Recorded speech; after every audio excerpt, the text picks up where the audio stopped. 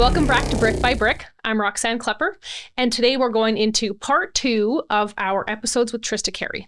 So today, it's sort of a sensitive topic for lots of people, but we're talking about caring for aging parents. And it's something that I'm sure lots of people have gone through. My husband and I are going through it right now. And so we're just going to talk about kind of what it takes to navigate that whole process, because it can be like navigating a hurricane on a dinghy. So welcome back to Trista Carey. Thanks so much for being with us again. Thank you for having me. So can you tell us, kind of ease us into it, what are the biggest issues you see with families who are going through kind of a difficult time where parents are maybe starting to get to that point where they're not able to look after themselves, and how it really affects the people who are going to be taking care of them? Absolutely. So it's really common, actually, for our office to receive phone calls from adult children who are either currently responsible for their aging parents or know that they will be responsible for their aging parents. And they have lots of questions. And so that's really what precipitated this conversation was, what can we do to support those adults who are now caring for their parents? And I think the first thing that I would recommend for individuals who are facing this is to have important, even though they're difficult, conversations with your parents while they still have capacity. So it's really important to ensure that as an adult child, you know and understand what your parents' beliefs and wishes are, specifically regarding significant health situations or decisions to be made, what they may want for long-term care arrangements, if they want organ donation or not, what would they like for a funeral or other type of service? Do they want to be cremated or buried? That's a really difficult situation when families don't know what someone would want, and they're now at the funeral home having to make that decision when they're in a very heightened emotional state. So it's really important to understand all of that before your parents lose capacity and no longer have the ability to share that with you. It's also really important to confirm the location of their important documents. Where do mom and dad keep their will, their power of attorney, their personal directive? Do they have those documents? Are they up to date? Those are all really important questions. One of the comments that I get a lot from senior clients is, I'll put the original in my safety deposit box. Fantastic, except the bank will only grant access to the safety deposit box to those people who are listed on the account. So if you have named a child as your attorney or your personal representative in your will, and those documents are in the safety deposit box, that child needs to be on the account or they don't have access to the safety deposit box. And it becomes a chicken and egg problem in terms of getting access to those original documents. And the other thing I will say about a safety deposit box, make sure you know where the key is. Otherwise, it's a fairly significant fee to drill out the lock. Good point. I never thought of that. And so, conversation first. So, whether you think your parents are moving towards that place or they're not, should be a hard conversation that someone should have well in advance of being faced smack in the face with it. Yes, and it should be a family conversation and not just involve those who are appointed in the documents, but maybe other family members who are listed as contingents in the documents, or that maybe aren't listed in any sort of decision-making capacity, but are still part of the family and will want to have that involvement.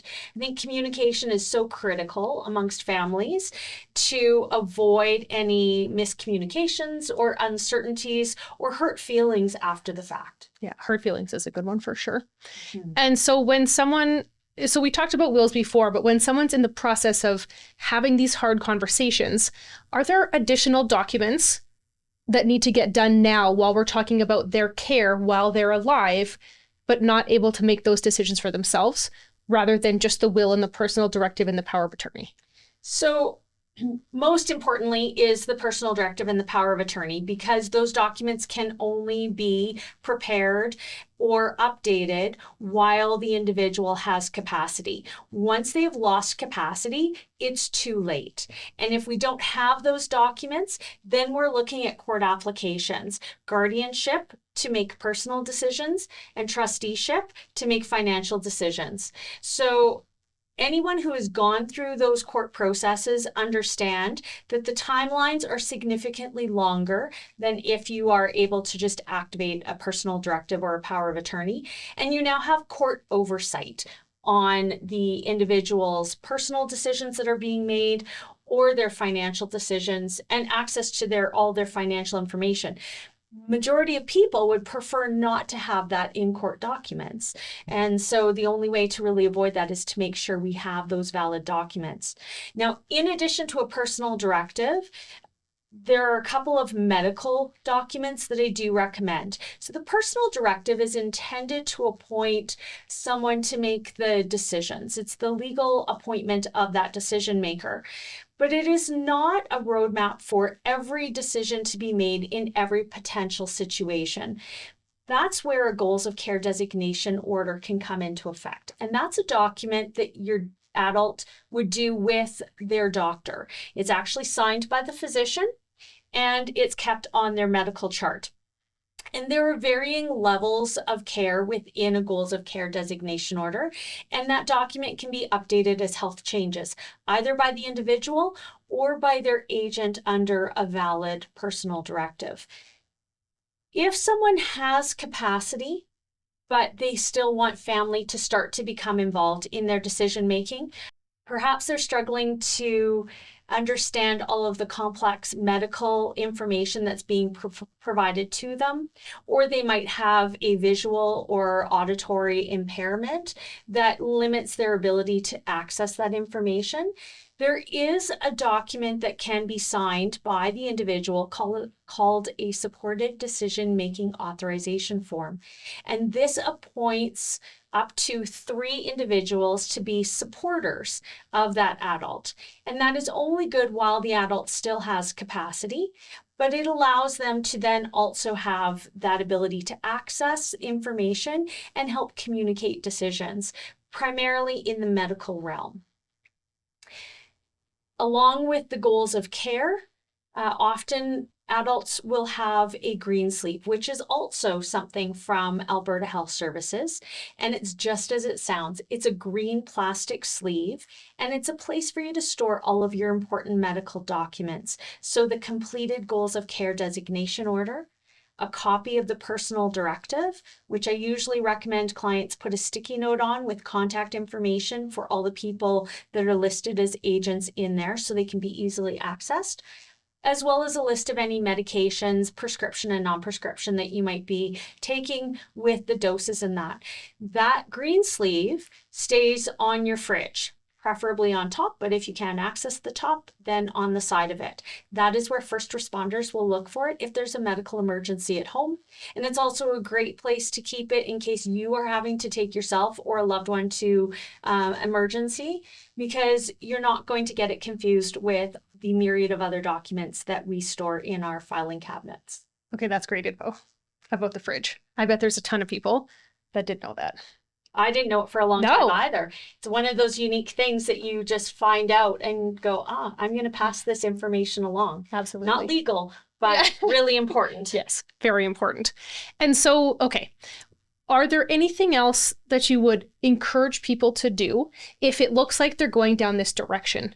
Are there anything banking-wise they need to change? Do they need to get set up differently on these accounts? What else could a person do to start being prepared before this time happens, before they're ready to start going through these documents? So besides making sure that your parents have these documents and that they're up to date, the one thing I recommend you don't do is rush out and have a child added to a parent's bank account or to title of their house or things like that. It can actually create a lot of complications for the administration of the estate, as well as there are new filing rules with CRA about bare trusts, which have a significant impact in this area. So lots of times people are concerned that they won't have access to the bank accounts to pay the bills, either during their parents' lifetime or upon death. But there are better ways to ensure that that access continues. So one is the power of attorney. And it can be either an immediate power of attorney, which we do see with seniors where they're having troubles accessing their finances, either because they can't get to the banks or they can't navigate the technology that has arisen in the last 4 or 5 years. And so an immediate power of attorney allows someone to be appointed to assist them without removing their own ability to manage their finances, so long as they have mental capacity. And then when they lose capacity, then they're just removed from that situation. And the person who's been appointed as the attorney continues to manage those finances. So the attorney is appointed as a signing authority, but not an owner of those accounts. I had never heard of that before. The immediate one. That's interesting. Most people do a springing because generally we don't want to have someone else access our finances unnecessarily. But there are limited circumstances where that becomes an appropriate way to handle the situation. I've had it where clients have come in, they've recently been diagnosed with dementia or something like that, where the requirement to have 2 physicians sign off on that declaration of incapacity becomes something that the family or the individual don't want to have to navigate in order to have that continuity on the financial management side of things. So that's where the immediate doesn't require the 2 physicians as the activating aspect to the document. So I have another question. If someone is going into this situation where they think they might have a parent who is going to be needing some of these things in place, can they get lots of this paperwork from Alberta Health Services? Those 2 things that you talked about, do they just get it directly from Alberta Health? Yes, there is a way to just order the green sleeve directly from Alberta Health Services. And it's my understanding when you receive that, it will have a blank goals of care designation order in it, as well as a generic fill-in-the-blank type of a personal directive, which can be utilized in the absence of a properly prepared one by a lawyer. And so, obviously, it would be better if they could do that as part of their documents with you, to have that in place just to make sure that it's completed properly and fills out their wishes. That's correct. Yeah, okay. Again, fill in the blank. It says this or this, and I have seen lots of times where clients will just go through and they'll initial everything, and it creates ambiguity. And so, especially on a power of attorney side of things, it may not be accepted by land titles. It might not be accepted by the banks. And then we're back into a trusteeship type situation. So it's best to ensure that it's properly drafted by a lawyer to reflect what those individuals' intentions are. Okay. Any other best practices as people go into these situations? I think it's just important to have those conversations to make sure that you're knowledgeable. As much as it's uncomfortable to speak to your parents about their death, it is an eventuality that we all have to face. And so find the right way to approach it, make everyone as comfortable as possible, but have those open and frank conversations with the whole family so there is less ambiguity when the time comes. And so what are the consequences of not having some of these things in place? I think there's kind of a generational thing where people don't often enjoy talking about their health or their death. And then you have a child who doesn't want to bring it up because it's awkward and uncomfortable. So someone's going down the dementia route, for example, and it's maybe already too late. What are the consequences of not being prepared and not having your family know what's in your will and where it is? And what does that look like? Well, it can look like a lot of different things. So it can be that there's conflict between children in terms of what types of significant healthcare decisions should be made. It can be, on the legal side of things, quite a challenge for families if we don't have a personal directive and a power of attorney, and there is absolutely a generational block there where there's a lot of senior clients who don't see the need for it. And then we're looking at court applications. And so, as I mentioned, guardianship is for personal, trusteeship is for financial. We're looking at significant delays.